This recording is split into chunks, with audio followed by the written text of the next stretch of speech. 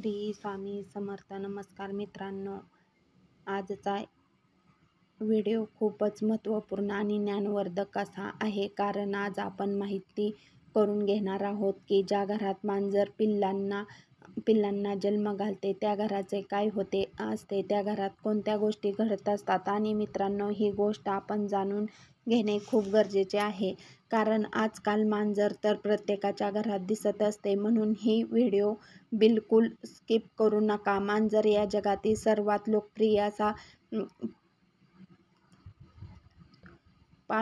पाळलेला प्राणी आहे, आणि जेथे कोठे मनुष्य आहे तेथे मांजरही असतीच. प्रिय मित्रांनो, आजच्या व्हिडिओमध्ये तुम्हाला समजणार आहे की ज्या घरामध्ये मांजर आहे त्या घरामध्ये काय होते, त्यांच्यासोबत कोणत्या गोष्टी घडत असतात.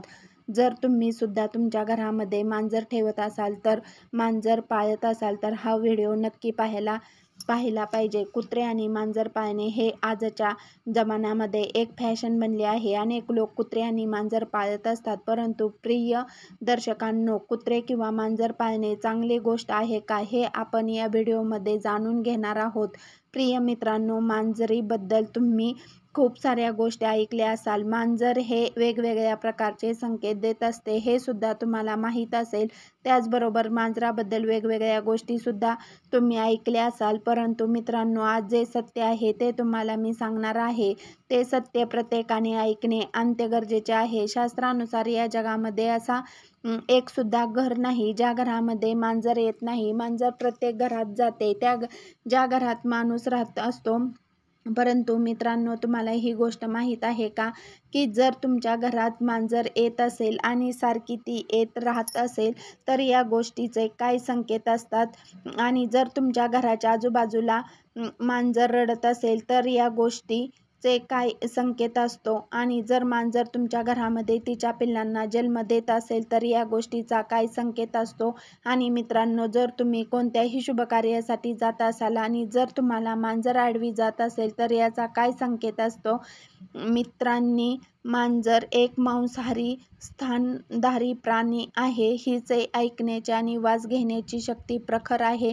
मांजर कमी उजेडामध्ये म्हणजे रात्री सुद्धा पाहू शकते. जवळजवळ 95 वर्षापूर्वी मांजरीची मुक्ती आहे. तिचे जीवनकाळ जवळजवळ 15 वर्षाची असतो. भगवान श्री हरी विष्णू म्हणतात, ज्या घरामध्ये मांजर तिच्या पिल्लांना जन्म देते अशा घरामध्ये माता लक्ष्मीचे आगमन होते. परंतु हे किती सत्य आहे हे तर तुम्हाला व्हिडिओ पूर्ण पाहिल्यानंतरच कळणार आहे.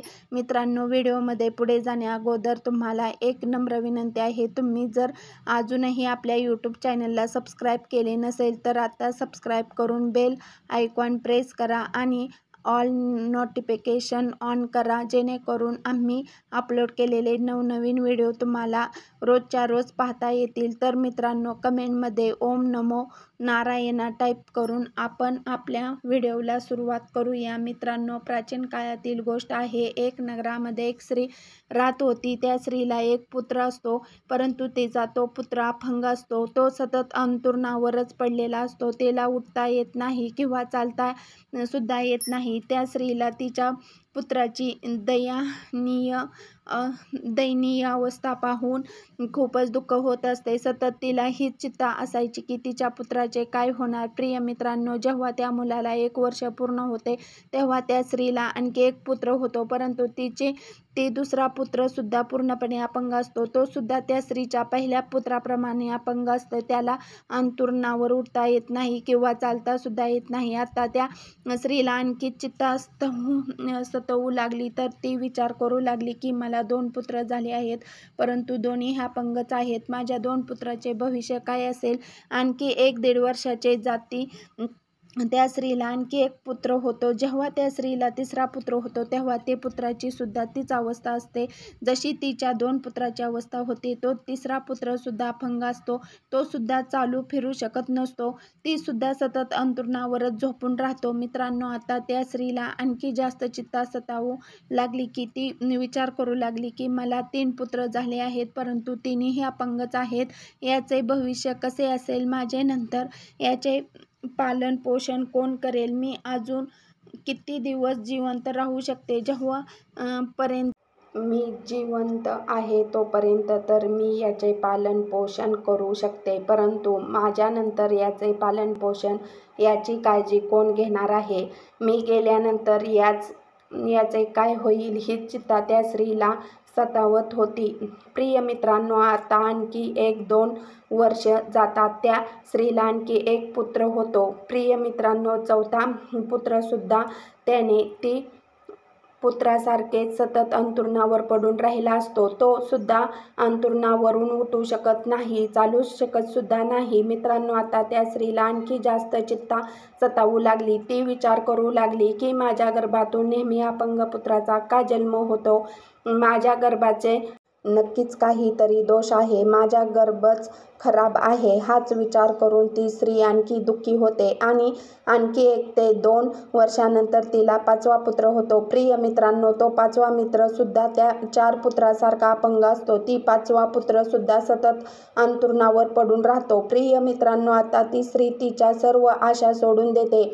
आधी त्या स्त्रीला अशी आशा होती की 1 पुत्र अपंग आहे तर दुसरा पुत्र चांगला जन्माला येईल. जेव्हा 2 पुत्र अपंग जन्माला आले तेव्हा 3रा पुत्र चांगला जन्माला येईल अशी त्यांना स्त्रीला अपेक्षा होती. परंतु जेव्हा 3रा पुत्र आणि 4था त्याचबरोबर 5वा पुत्र अपंग जन्माला येतात तेव्हा ती स्त्री सर्व आशा सोडून देते आणि विचार करू लागते की माझ्या नशिबात हे अपंग पुत्रच लिहिलेले असतील किंवा माझ्या गर्भाचा दोष असेल.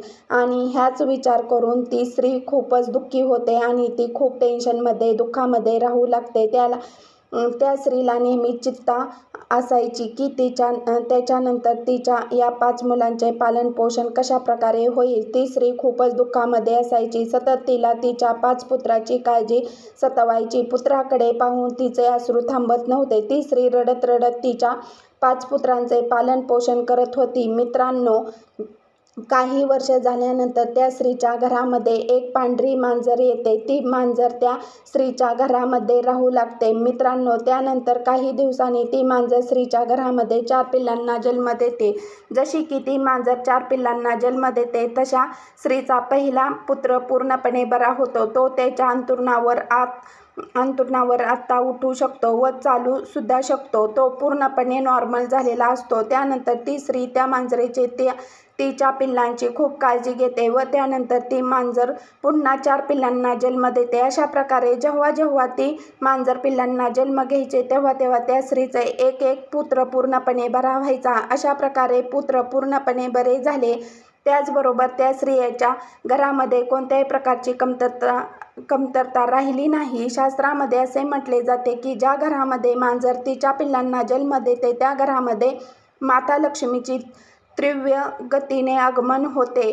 त्या घरामध्ये समृद्धी एवढ्या प्रमाणात येते की त्या घरातील लोक आकस्मित हे धनसंपत्ती पाहून चकित होतात. मित्रांनो, ज्या घरामध्ये मांजर तिच्या पिल्लांना जन्म देते त्या घरामध्ये सुख समृद्धी मोठ्या प्रमाणात येते. परंतु शास्त्रामध्ये असे म्हटले गेले आहे की मांजरीला घरात पाळणे हे चूक आहे आणि ज्या घरामध्ये मांजर रडत असते ते सुद्धा खूप अशुभ असते.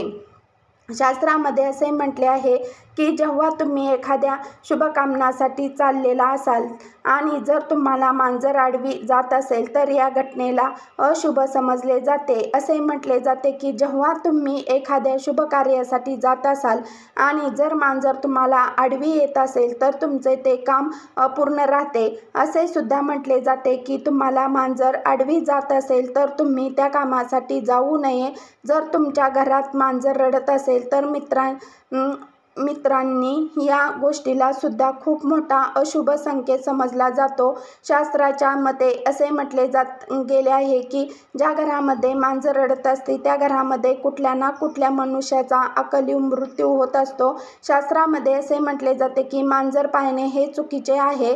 ज्या घरामध्ये मांजर पाळली जाते त्या घरामध्ये नकारात्मक ऊर्जाचा वास असतो. म्हणूनच मांजर पाळणे हे खूपच अशुभ गोष्ट आहे. प्रिय मित्रांनो, जर तुम्हाला मध्यरात्री मांजर दिसत असेल तर या गोष्टीला सुद्धा खूप मोठे अशुभ समजले जाते. असे म्हटले जाते की ज्या व्यक्तीला मध्यरात्री मांजर दिसत आहे तर अशा व्यक्तीचे भाग्य त्याच्यावर रुसते। आणि दुसरी गोष्ट ही सुद्धा आहे की ज्या घरामध्ये मांजर तिच्या पिल्लांना जन्म देते त्या घरामध्ये माता लक्ष्मीचा वास होतो। ज्योतिषी शास्त्रानुसार असे म्हटले गेले आहे की ज्या घरामध्ये मांजर पाळली जाते किंवा ज्या घरामध्ये सारखी मांजर येत असेल तर ही गोष्ट आपल्यासाठी अशुभ आहे।